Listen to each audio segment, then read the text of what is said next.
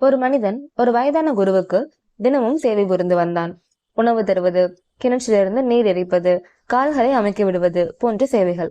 வயதான குருவோ, ஏன் உன் நேரத்தை வீண் செய்கிறாய் என்று கூறுவது வழக்கம். ஏனெனில் அந்த குருவுக்கு இந்த சேவையின் நோக்கம் ஏதோ ஆசைதான் என்பது தெளிவாக புரிந்திருந்தது. முடிவில் ஒரு நாள் அந்த மனிதன், நான் உங்களுக்கு சேவை புரிய காரணம் எனக்கு ஏதாவது ஒரு அதிசயம், ஒரே ஒரு அதிசயமாவது செய்ய கற்றுத்தர வேண்டும் என்றான்.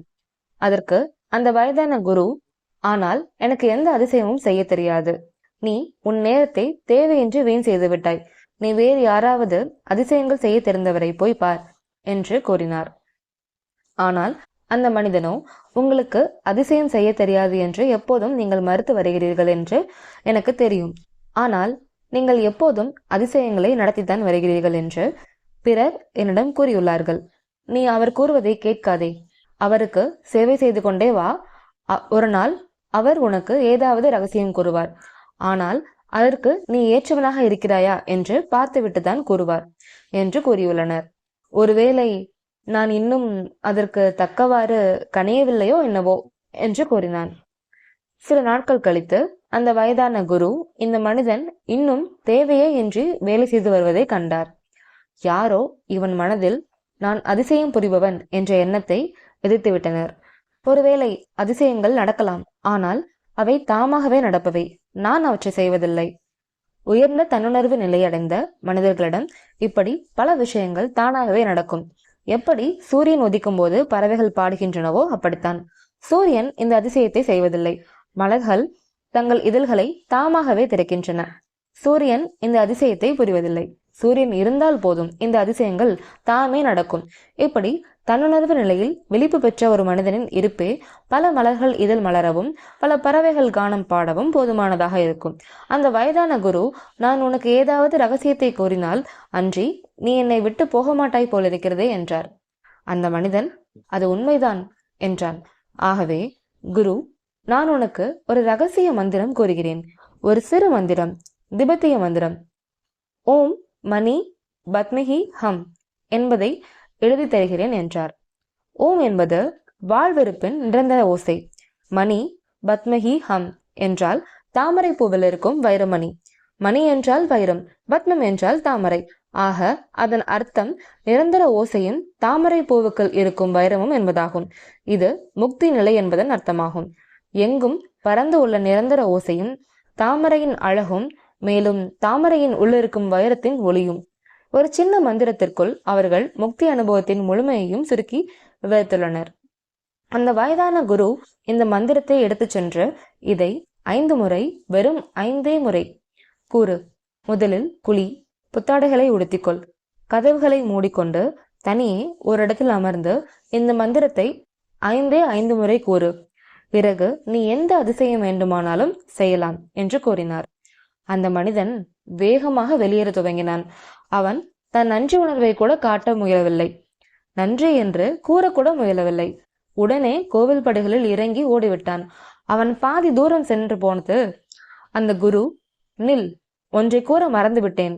இந்த மந்திரத்தை கூறும்போது ஒன்று நினைவிருக்கட்டும், குரங்கை பற்றி நினைக்கவே கூடாது என்று சத்தமாக கூறினார். அந்த மனிதன், நான் ஏன் குரங்கை பற்றி நினைக்கப் போகிறேன்? என் வாழ்வில் இதுவரை நான் நினைத்ததே இல்லை என்றான்.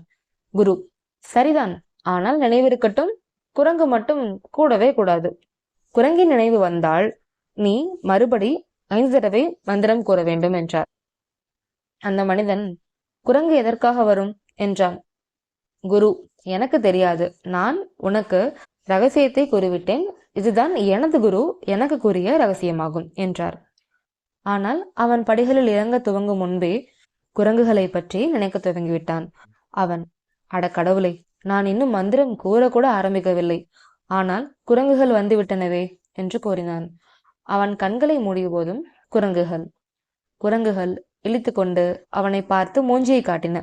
அவன், இது ஒரு வினோத மந்திரம்தான், நான் இன்னும் துவங்கவே இல்லை, அதற்குள்ளா என்றான்.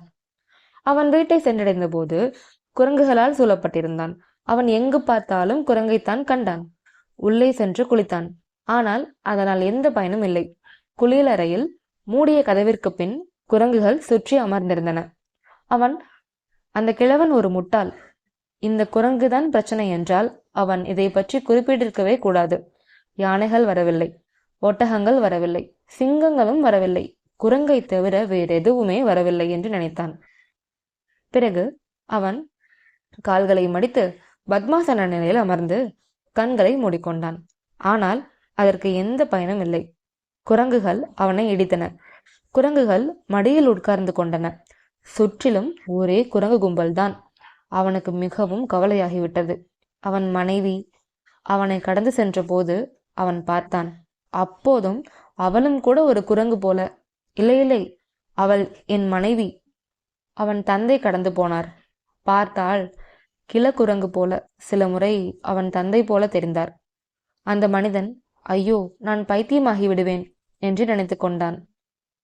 5 தடவை என்பது மிக அதிகம். அந்த மந்திரமான ஓம் மணி பத்மீகம் என்ற 4 வார்த்தைகளை ஒரு முறை கூட முடிக்க விடவில்லை அத்தனை குரங்குகள். அன்றிரவு முழுவதும் அவன் முயன்றான். நிறைய முறை குளித்தான். ஒருவேளை அவனது உடுப்புகள் போதுமான அளவு தூய்மையாக இல்லையோ என நினைத்து கொண்டு நடு இரவில் அந்த குளிர்காலத்தில் அவன் நிர்வாணமாக நின்றான். இப்போது அழுக்கு துணிகள் பற்றியோ அல்லது வேறு எது பற்றியோ எந்த கேள்வியும் இல்லை. ஆனால் குரங்குகளும் சுற்றிலும் காலை மடித்து கொண்டு பத்மாசனம் போட்டு அமர்ந்திருக்கின்றன. அவன் அவற்றை பார்த்து சத்தமிட்டான். அவை சிரித்தன. காலையில் அவன் கிட்டத்தட்ட பைத்தியமாகிவிட்டான். அந்த கிழவன் தந்திரக்காரன். எத்தனை வருடங்களாக நான் சேவை செய்தேன். முடிவில் அவன் எனக்கு ரகசியத்தையும் தந்து கூடவே இந்த குரங்குகளையும் தந்து அந்த ரகசிய மந்திரத்தை நாசமாக்கி விட்டானே என்றான் அவன். அவன் அந்த குருவிடம் திரும்பி சென்று அந்த மந்திரத்தை திருப்பி தந்துவிட்டு, நீங்களே வைத்துக் கொள்ளுங்கள், ஏனெனில் அந்த குரங்குகள் என்றான். அந்த குரு, அவை உன்னிடம் வரவே வராது என்றாயே என்றார். அவன், நான் இதுவரை என் வாழ்வில் ஒரு குரங்கை பற்றி கூட எண்ணியதோ கனவில் கண்டதோ நேரில் கூட கண்டதோ கிடையாது.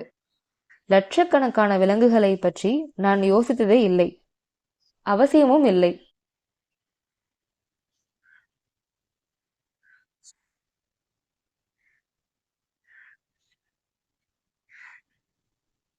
நீங்கள் அந்த வார்த்தையை கூறாமல் இருந்திருந்தால் என்னால் அதிசயங்களை நிகழ்த்தி இருக்க முடியும். ஆனால் அது இப்போது நடவாத காரியமாகிவிட்டது என்றான்.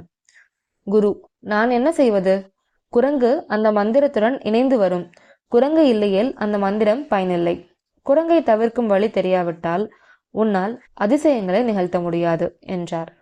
அந்த மனிதன், நான் எல்லா அதிசயங்களை பற்றியும் மறந்தே போய்விட்டேன். இந்த மந்திரத்தை திருப்பி எடுத்துக்கொண்டு என்னை குரங்குகளிடமிருந்து விடுவியுங்கள்.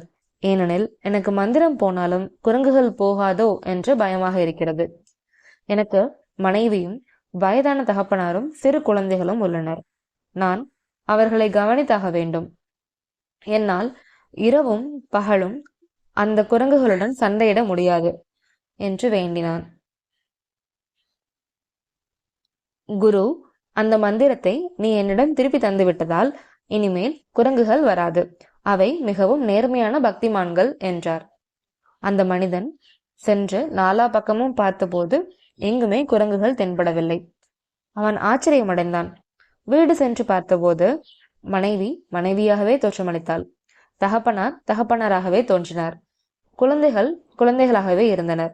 அவன், இது வினோதம்தான் என்று குளித்தான். குளியலறை காலியாகவே இருந்தது.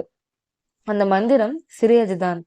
குரு எழுதி கொடுத்த மந்திரத்தை நான் திருப்பி தந்து விட்டாலும் கூட அதை இரவு முழுவதும் கூறியபடி இருந்ததால் எனக்கு அது நினைவிருக்கிறது. இப்போது எந்த ஆபத்தும் இல்லை, நான் கூறி பார்க்கிறேன் என்று நினைத்தான். அவன் ஓம் என்று துவங்கிய கணமே ஒரு குரங்கு தோன்றிவிட்டது. கூடவே 2 குரங்குகள் சுற்றி அமர்ந்து ஓம் என்றன. அந்த எண்ணம் முழுவதையும் கைவிட்டு விட்டான். அவன், நான் கடைக்கு போய் என் வேலையை பார்க்கிறேன். இந்த அதிசயங்களை நிகழ்த்தும் எண்ணம் இனிமேல் சரியாக வராது என்று போய்விட்டான்.